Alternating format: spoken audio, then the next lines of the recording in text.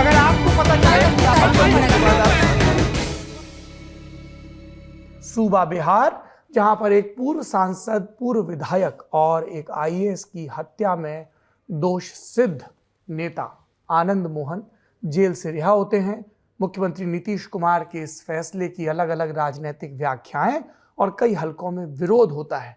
अंदर खाने क्या है? अपना एक निजी अनुभव आपको बताना चाहता हूं सौरभ जी कि उसी साल मैंने अपनी पत्रकारिता की शुरुआत की थी आज अखबार से, और संभवतः मैं अगस्त महीने में आ गया था आज अखबार में, और ये दिसंबर महीने में घटना हुई थी 5 दिसंबर को, और मैं न्यूज रूम में था उस दिन। और जैसे ही ये खबर आई, मैं एक युवा पत्रकार था, एक तरह से ट्रेनिंग था मैं, तो मैं खड़ा होकर के मैं रोने लगा था। मेरी आंख में आंसू थे और मुझे लग रहा था कि बिहार में जो एक किशोर मन में जो बातें उठती है कि बिहार में जो बदलाव हो रहा है उसको रोकने के लिए क्या क्या नहीं हो रहा है। ये मेरे मन में ये बात आई थी और जो मैं आपसे शेयर कर रहा हूं। तो आप पूरी घटना को इस परिप्रेक्ष्य में देखे जाने की जरूरत है कि एक ऐसे व्यक्ति की हत्या हुई जिसका कोई लेना देना नहीं था इस पूरे प्रकरण से, छोटन शुक्ला के मर्डर से या जिस किसी से भी, लेकिन एक गरीब परिवार के, एक दलित परिवार के अफसर की हत्या हुई, और उसके लिए सरकार ने कुछ ऐसा नजीर पेश नहीं किया जो पीढ़ियों तक लोग याद करते।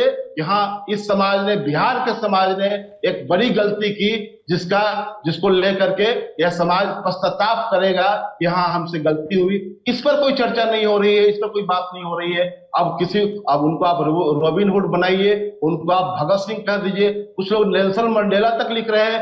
ये बिल्कुल हास्यास्पद बातें हैं कि उनको नेल्सन मंडेला कहा जाए, उनको भगत सिंह कहा जाए, उनको चंद्रशेखर आजाद कहा जाए, वो कहीं नहीं इन लोगों के सामने में टिकते हैं।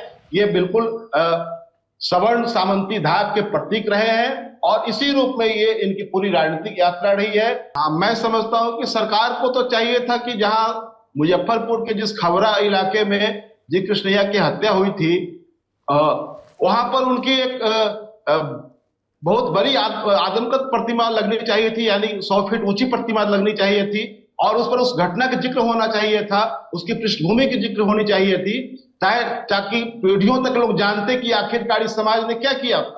इस समाज को एक नसीहत देने के लिए सरकार को कुछ ऐसा करना चाहिए था, लेकिन सरकार ने ऐसा कुछ नहीं किया। जो हेमंत जी ने कहा सही कहा, एक प्रतिमा है, मैंने सुना है तेलंगाना में उनके गांव में, पर वहां भी धूल इकट्ठा हो गई है, किसी ने उसको एक तरह से प्रोजेक्ट भी नहीं किया है। हम दलितों की बात करते हैं, but these are the real people who should be made heroes, not the Anand Mohan Singh. Anand Mohan is not the hero, Krishnaiah was the hero.